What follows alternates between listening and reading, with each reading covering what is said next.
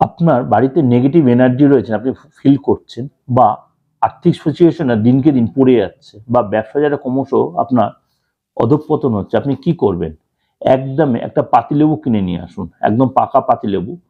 শনিবার বা মঙ্গলবার সেটাকে সারা রাত সারা দিন একদম ভিজিয়ে রেখে দিন। পরের দিন সকালে জল থেকে পাতিলেবু তুলে নিজের মাথার উপরে 7 বার ঘুরিয়ে নেবেন। নিজেও করতেন বা আপনার বাড়ির কেউ আপনার কোনো আপনজনকে দিয়ে এটা কাজটা করাতে পারেন। করে 4 টুকরো করবেন, করে নির্জন স্থানে গিয়ে সেটা পুঁতে দিন।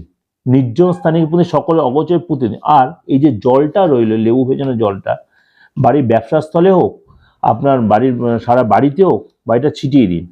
এটা কন্টিনিউ 3 মাস করবেন, কন্টিনিউ, কমপক্ষে 3 মাস, কিন্তু 1 মাস করলে আপনি আস্তে আস্তে আপনার জায়গাটা বুঝতে যে বাড়ির নেগেটিভ এনার্জি কেটে যাচ্ছে, এবং আস্তে আস্তে আর্থিক জায়গাটা ডেভেলপ করবে। করে দেখুন, যথেষ্ট ফলপ্রদ টোটকা।